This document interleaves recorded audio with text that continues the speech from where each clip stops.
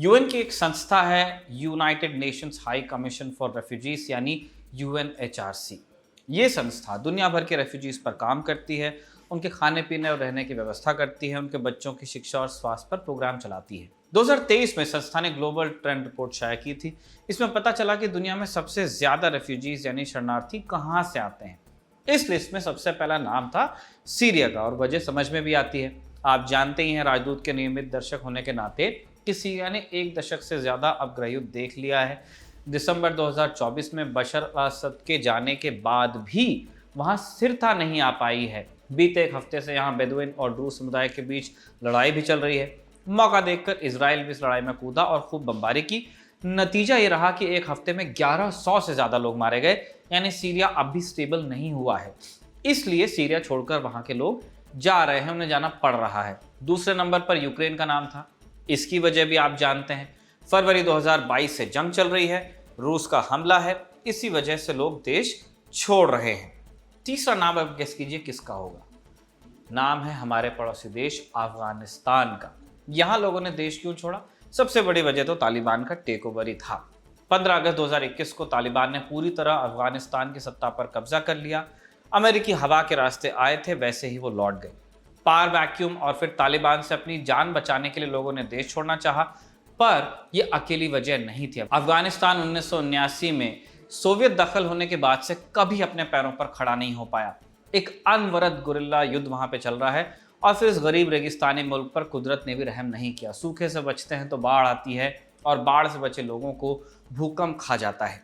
इन सारी चीजों ने लाखों अफगान लोगों को ईरान और पाकिस्तान में शरण लेने को मजबूर किया। यूएनएचआरसी कहता है कि भारत में भी 15,000 के आसपास अफगान शरणार्थी रहते हैं। लेकिन हम आपको ये सब क्यों बता रहे हैं? क्योंकि यूनाइटेड अरब अमीरात यानी यूएई अपने यहाँ से अफगान शरणार्थियों को निकालने की तैयारी में है, पर अमेरिका के राष्ट्रपति ट्रंप ने कहा कि वो ऐसा नहीं होने देंगे। 20 जुलाई को ट्रूथ सोशल पर उन्होंने ये बात लिखी। ट्रंप खुद अपने देश से अवैध शरणार्थियों को निकालने पर आमादा है।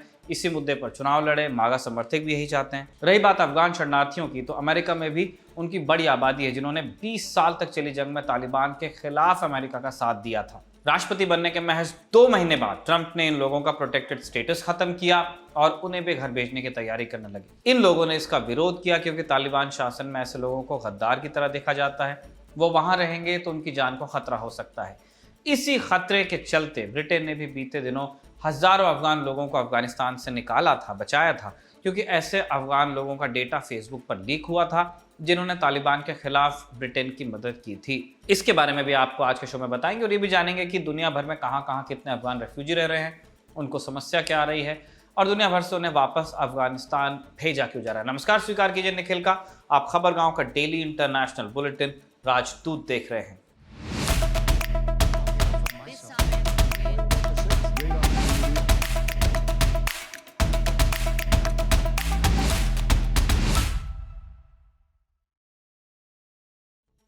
सबसे पहले क्विक बैकग्राउंड आपको देते हैं और समझाते हैं कि अफगान लोगों को अपना देश छोड़ना पड़ा क्यों। अफगानिस्तान आपने सुना भी होगा कि इसे ग्रेवयार्ड ऑफ एम्पायर्स कहा जाता है। यहाँ के धूसर पहाड़ों में बसने वाले कबीलों ने हमेशा किसी एक सेंट्रल अथॉरिटी के कंट्रोल को रेजिस्ट ही किया है। यही बात बाहर से आने वाली ताकतों पर भी लागू होती है। इसलिए अपने अपने समय में महाशक्तियों ने अफगानिस्तान को काबू करने की कोशिश की, लेकिन वो कर नहीं पाए। पहले अंग्रेज, फिर सोवियत और फिर अमेरिका, सबको लौटना पड़ा। अब ये अस्थिरता का एक मोटा कारण हुआ। बीते 50 सालों में 3 बड़ी घटनाओं की वजह से हालात ज्यादा खराब हुए। पहली घटना थी सोवियत अफगान वॉर। 1979 से 1989 के बीच ये चली। अमेरिका को डर सता रहा था कि सोवियत संघ कहीं अफगानिस्तान को अपना आउटपोस्ट न बना ले, तो उसने मिलिटेंसी को हवा दी। मुजाहिदीन CIA के पैसे और पाकिस्तान की ISI के समर्थन से सोवियत सेना को हैरेस करने लगे। तो फिर सोवियत लौटे और फिर उन लोगों की शामत आई जिन्हें मॉस्को के करीब समझा जाता था। दूसरी लड़ाई आपस में अफगान कबीलों के बीच ही हुई। 1989 में जब सोवियत यूनियन यहां से भागा, तब सवाल उठा कि अब अफगानिस्तान में कौन सरकार चलाएगा, और इसी चक्कर में कई कबीले आपस में भिड़े, लड़े, एक गृहयुद्ध सा था। लेकिन कबीलों की इस लड़ाई को जीत लिया आइडियोलॉजी ने। 1996 में तालिबान ने बंदूक के दम पर काबुल फतह कर लिया। तालिबान पूरे अफगानिस्तान पर कभी अपना कंट्रोल स्थापित नहीं कर पाया, लेकिन पंजशीर जैसे इलाकों में नॉर्दर्न अलायंस का सिक्का चलता रहा। तीसरी लड़ाई शुरू हुई 2001 में।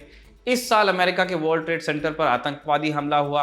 Mastermind Osama bin Laden Afghanistan में छिपा बताया गया। मुल्ला उमर उसके संपर्क में थे, ऐसा कहा गया। अमेरिका ने ओसामा को सौंपने का अल्टीमेटम जारी किया, लेकिन मुल्ला उमर ने इनकार किया कि पहले आप सबूत दीजिए कि लादेन ने हमला किया है और फिर हम उसको देते हैं आपको। इस बात ने अमेरिका को नाराज किया और अक्टूबर 2001 में अमेरिका ने अफगानिस्तान पर चढ़ाई कर दी। फिर यहाँ कठपुतली सरकार बनी। तालिबानियों ने अपनी लड़ाई लेकिन जारी रखी और अमेरिका के खरबों अरबों डॉलर यहाँ बर्बाद हुए। 2021 में थक हार कर अमेरिका को उसी तालिबान के साथ समझौता करना पड़ा जिससे उन्होंने अफगानिस्तान को जीता था। 2021 में थक हार कर उसने तालिबान के साथ समझौता कर लिया। अगस्त 2021 में जब तालिबान की वापसी हुई तब लाखों लोग देश छोड़कर भागे। आपको वो दृश्य याद ही होंगे जब लोग हवाई जहाज पर लटक लटक कर भाग रहे थे और हवा से नीचे गिर रहे थे। तो इन 3 वजहों से लाखों लोग अफगानिस्तान छोड़कर दूसरे देशों की तरफ गए पनाह लेने। UNHCR की रिपोर्ट कहती है कि लगभग 64 लाख अफगान शरणार्थी आज दुनिया के अलग अलग हिस्सों में हैं। कहाँ हैं और उनकी समस्या क्या है, कैसे ट्रीट हो रहे हैं, अब बताते हैं। Number 1, Iran. UNHRC की रिपोर्ट कहती है कि यहाँ 35 लाख से 45 लाख तक अफगान शरणार्थी हो सकते हैं। दुनिया भर में अफगान रेफ्यूजीज का सबसे बड़ा हिस्सा यही है। कारण बहुत सिंपल है, ईरान और अफगानिस्तान के बीच लगभग 921 किलोमीटर की पोरस बॉर्डर है, तारबंदी नहीं है। फिर कई अफगान कबीलों के लोग ईरान के सीमावर्ती इलाकों में भी रहते हैं, सेम कम्युनिटी दोनों साइड। तो रिश्तेदारों के यहाँ गए। ईरान ज़्यादातर लोग इसलिए भी गए क्योंकि अफगान लोगों के लिए पाकिस्तान फर्स्ट चॉइस कभी नहीं हो सकती। शुरुआत में ईरान ने इन्हें पनाह दी, लेकिन अब तेहरान चाहता है कि ये लोग लौट जाएं। ईरान की सरकार का कहना है कि ये लोग आतंकी गुटों के साथ मिलकर काम कर रहे हैं। देश में ड्रग सप्लाई करने में भी यही लोग हैं, जिसकी वजह से ईरान में क्राइम बढ़ रहा है। इसी साल मार्च से लेकर जुलाई के बीच ईरान ने लगभग 12 लाख अफगान रेफ्यूजीज को वापस अफगानिस्तान भेजा है। दूसरे नंबर पर शरणार्थी मिलेंगे आपको पाकिस्तान में। ईरान के पास सबसे ज़्यादा यहीं पे है, 17 लाख के करीब। ईरान की तरह पाकिस्तान का भी ये कहना है कि शरणार्थी नागरिकों की वजह से उनके मुल्क में क्राइम बढ़ रहा है, एज इफ पहले पाकिस्तान में क्राइम नहीं था। ऊपर से पाकिस्तान में तहरीक तालिबान यानी TTP वाला मसला भी चल ही रहा है। TTP एक आतंकवादी संगठन है जो पाकिस्तान की सेना और नागरिकों पर हमला करता रहता है। आपको 2021 में पेशावर के स्कूल में हुआ आतंकवादी हमला याद होगा, वहाँ आर्मी स्कूल में हुआ था, जहाँ 132 बच्चों को TTP के आतंकवादियों ने मार डाला था। पाकिस्तान कहता है कि अफगानिस्तान TTP के लड़ाकों को संरक्षण देता है। पाकिस्तान ने 2024 में ही इन शरणार्थियों को वापस भेजना शुरू कर दिया था और अब तक 10 लाख के करीब अफगान वापस जा भी चुके हैं, लेकिन ये प्रोसेस स्मूथ नहीं है। पाकिस्तान पर मानवाधिकार उल्लंघन के इल्जाम लग रहे हैं। ऐसे कई परिवार हैं जो अफगानिस्तान पाकिस्तान बॉर्डर पर ही कैंप्स बनाकर रह रहे हैं। अब आते हैं वेस्ट पे।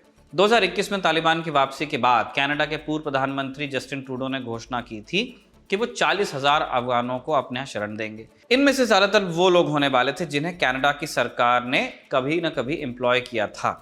महिलाओं और LGBTQ समुदाय के लोगों को यहाँ प्राथमिकता भी मिलने वाली थी। 2022 तक 8,500 अफगान कनाडा रह भी रहे थे। 2023 में संख्या बढ़कर लगभग 17,500 पहुंच गई थी। कनाडा के अलावा US में भी बड़ी संख्या में अफगान रेफ्यूजीज हैं। माइग्रेशन पॉलिसी इंस्टीट्यूट की रिपोर्ट के मुताबिक ये संख्या 2 लाख के आसपास है। ये लोग पिछले 40 साल से US में हैं, पर अगस्त 2021 के बाद इनकी संख्या बढ़ी है। अमेरिका ने तालिबान की वापसी के बाद ऑपरेशन एलाइज वेलकम चलाया। ह्यूमैनिटेरियन पैरोल के जरिए अमेरिका इन लोगों को अमेरिका लाता, पर इन्हें किसी तरह का परमानेंट स्टेटस नहीं दिया गया, न ही नागरिकता ऑफर की गई। 2021 के बाद लगभग 76,000 अफगान लोग अमेरिका पहुंचे। इनमें ज़्यादातर लोग वो हैं जिन्होंने हामिद करजई और अशरफ गनी के दौर में सरकारी नौकरी की। अमेरिका का तालिबान के खिलाफ अभियान में साथ भी दिया, इसलिए तालिबान इन्हें कोलैबोरेटर बुलाता है। ऐसे लोग तालिबान के टारगेट पर रहते हैं। अफगानिस्तान वाला जो चैप्टर था वो जो बाइडेन के दौर में हुआ। 2024 से अमेरिका में नया निज़ाम है डोनाल्ड ट्रंप का, जो अपने हिसाब से दुनिया को देखते हैं, अपने हिसाब से चलना चाहते हैं, किसी की सुनने में रुचि नहीं है। कभी कभार अपने लोगों की भी नहीं सुनते हैं और इसका खामियाजा अमेरिका में रह रहे अफगान लोगों को भुगतना पड़ रहा है। इसी साल अप्रैल महीने में ट्रंप ने इन लोगों का प्रोटेक्टेड स्टेटस ही उड़ा दिया। ये दर्जा उन देश के लोगों को मिलता है जिनके देश में जंग चल रही हो या किसी प्राकृतिक आपदा की वजह से वो US आए हों। ऐसे लोगों को अमेरिका की सरकार कानूनी संरक्षण देती है। इन्हें जबरन देश से निकाला नहीं जा सकता। अपने पहले कार्यकाल में भी ट्रंप ने कुछ अफगान लोगों को यह दर्जा खत्म करने की कोशिश की थी, लेकिन अदालतों से रोक लग गई थी। पर इस बार चुनाव जीतने के बाद ट्रंप ने अपनी मन की तो की। अमेरिका के गृह मंत्रालय के पास ये ताकत होती है कि वो इस स्पेशल दर्जे को चाहे तो बढ़ा सकता है, लेकिन ट्रंप ने ऐसा करने नहीं दिया। ब्रिटेन में भी बड़ी संख्या में अफगान लोग हैं, 35,000 के आसपास। वॉर ऑन टेरर के दौरान नेटो की फौज अफगानिस्तान पहुंची, इसमें ब्रिटेन भी था। यूएस के बाद सबसे ज़्यादा नंबर्स ब्रिटेन के ही थे।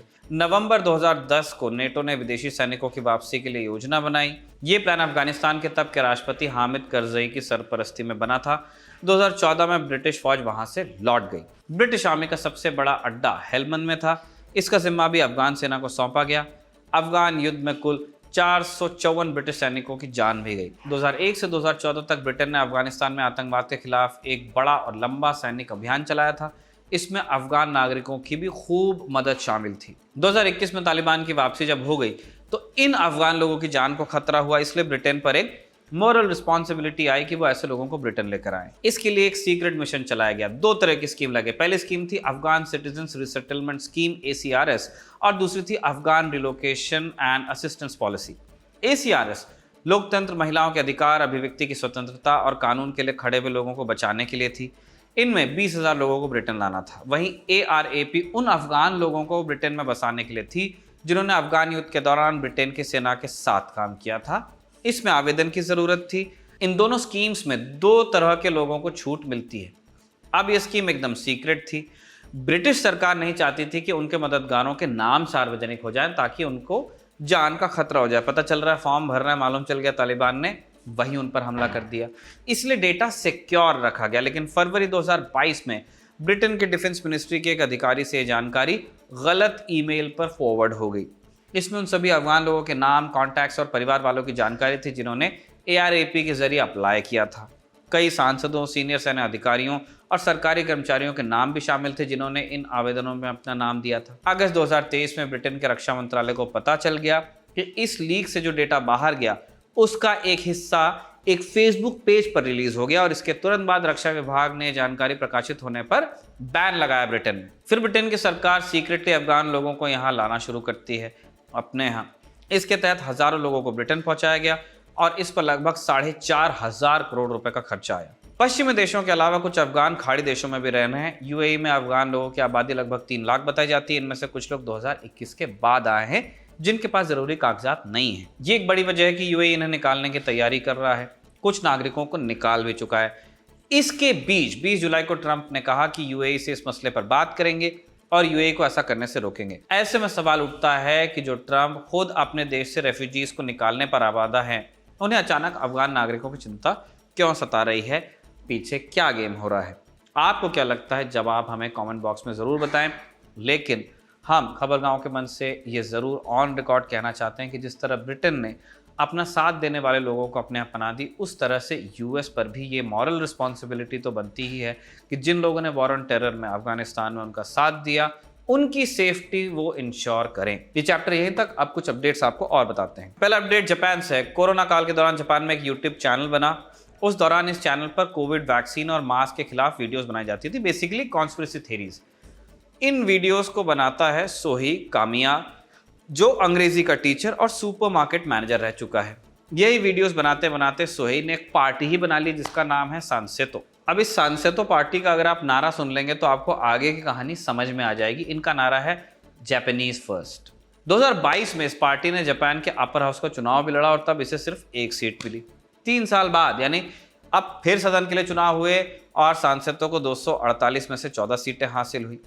अब ये 14 का नंबर आपको कम लग सकता है, लेकिन इस जीत ने जापान के प्रधानमंत्री शिगेरू इशिबा और उनके लिबरल डेमोक्रेटिक पार्टी LDP पर बहुत प्रेशर डाला है, क्योंकि अब इशिबा की पार्टी निचले और ऊपरी दोनों सदनों में बहुमत अपना खो चुकी है। इशिबा के इस्तीफे की मांग भी होने लगी है, लेकिन वो इसका विरोध कर रहे हैं। अब ये सोही कामिया है कौन और कैसे यूट्यूब पर बनी पार्टी इतनी बड़ी पॉपुलर हुई? सोही कामिया जापान में तब फेमस हुए जब उन्होंने जापान फर्स्ट का नारा दिया, make Japan great again type का ही है। और ये सारी चीज़ें वो अपने यूट्यूब चैनल से करते थे। चैनल में लगभग 4.5 लाख सब्सक्राइबर्स भी हैं। जापान के हिसाब से बड़ा नंबर है। सोही के एजेंडा में ओवर टूरिज्म सबसे मेजर दिक्कत थी। हो भी ये रहा था कि जापान दुनिया की चौथी सबसे बड़ी इकॉनमी है। वो हमेशा से इमिग्रेशन को लेकर सख्त रही है। वो एक क्लोज डोर सोसाइटी टाइप का मामला है। इंटरनेशनल कोऑपरेशन वो करते हैं, लेकिन उसमें भी बहुत छन छन के लोग वहाँ पे जाते हैं और परमानेंट सिटीजन तो बहुत कम बन पाते हैं। लेकिन अब जापान में बूढ़ी होती आबादी और घटते बर्थ रेट से निपटने के लिए सरकार ने ज़्यादा विदेशी टूरिस्ट और कामगारों को बुलाने की कोशिश की है, जो उधर जर्मनी में हो रहा है या बाकी पश्चिम के देशों में होता है। अब ये कोशिश कामयाब भी रही। इतना डेवलप मुल्क है जापान, कौन नहीं रहना चाहता। पिछले दशक में जापान में विदेशी निवासियों की संख्या 22,30,000 से बढ़कर 37,70,000 हो गई। अब टोटल में आप देखेंगे जो 12 करोड़ की आबादी है उसका सिर्फ 3% है, लेकिन इससे कुछ शहरों में परेशानी आई, भीड़ बढ़ी, टूरिस्ट का बर्ताव और जापान में रिसोर्सेज की कमी की बात चल गई। इसलिए कुछ जापानी मानने लगे कि देश में बहुत ज़्यादा विदेशी लोग आ गए। सब जगह पे जो राइट विंग का मामला है वो इसी तरह का है कि प्रॉब्लम जो क्रिएट हुई है उसमें हमारा कोई रोल नहीं है, बाहर से आके किसी ने किया है।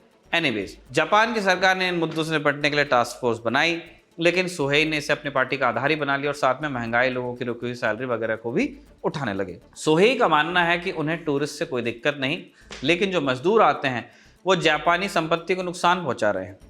सोहेई की पार्टी सांसदों की 3 प्रमुख मांगे हैं। पहला, इमिग्रेशन रूल्स के नियमों में सख्ती की जाए। दूसरा, विदेशी लोगों की संख्या पर लिमिट आए और बाहरी लोगों के नागरिकता पाने के प्रोसेस को मुश्किल बनाया जाए। इनके ओल्ड एज होम चलेंगे कैसे? तीसरी उनकी मांग है, पार्टी बड़े टैक्स कट और वैक्सीन से दूरी रखने वाले हेल्थ सिस्टम की वकालत करती है। साथ ही साथ पार्टी का मानना यह भी है कि जापान को अपना डिफेंस सिस्टम बढ़ाना चाहिए। जापान में एक पैसिफिस्ट कॉन्स्टिट्यूशन है, उसमें चेंज की मांग बहुत लोग करते हैं, ये भी कर रहे हैं। और बहाना क्या बताया जाता है कि हम परमाणु हथियारों से लैस देशों से घिरे हुए हैं। सोहेई कामिया की पार्टी सांसदों की तुलना अमेरिका में ट्रंप के मागा आंदोलन, जर्मनी की AFD और ब्रिटेन की रिफॉर्म यूके जैसे राइट विंग ग्रुप से होती है। दूसरा अपडेट सीरिया से। सीरिया के स्वेदा शहर में पिछले हफ्ते बेदुइन जनजाति और द्रूज समुदाय की मिलिशिया के बीच जबरदस्त भिड़ंत हुई, सैकड़ों लोग मारे गए। सीरिया के हालातों को और बिगाड़ सकता था, लेकिन बीते दिन यानी 20 जुलाई को बेदुइन ने ऐलान किया कि अमेरिका की मदद से हुए सीजफायर के बाद शहर से वो हटेंगे। अब यहाँ राहत सामग्री के काफिले पहुंचने लगे हैं। हमने आपको राजदूत में पहले भी बताया था कि ये सब तब शुरू हुआ जब एक अपहरण हुआ। पहले गाँव और कस्बों में झड़पें हुई और फिर आग स्वेदा शहर तक फैल गई। ड्रूज समुदाय पर सांप्रदायिक हमले हुए और जवाब में बेदुइन पर भी हमले किए गए। इजराइल ने भी मौके का फायदा उठाया और स्वेदा में सरकारी फौज पर हवाई हमले कर दिए, जो बेदुइन लड़ाकों का साथ देती दिख रही थी। लड़ाई भड़की तो सरकारी फौज को भेजा गया, लेकिन बाद में वो वापस भी हटे। अंतरिम राष्ट्रपति अहमद अल शरा, जो बेदुइन के प्रति थोड़ा नरम ही माने जाते हैं, उन्होंने ड्रूज समुदाय को मनाने की भी कोशिश की। अब हालत यह है कि बेदुइन लड़ाके और उनके बाहर से आए समर्थक शहर के बाहरी हिस्सों में हैं, पर सरकारी फौज और मिलिट्री पुलिस ने उन्हें घेर रखा है। सीज फायर चल रही है और मदद का सामान शहर में पहुंच भी रहा है। इस मामले में आगे जो भी अपडेट्स होंगे वो आप खबरगांव पर ज़रूर देखेंगे। इसी वादे के साथ रिया और साजिद का लिखा और अयान का रिकॉर्ड किया है ये एपिसोड कंक्लूड होता है। आपसे अगले एपिसोड में मिलेंगे, तब तक अपना ध्यान रखिएगा और देखते रहिए खबरगांव।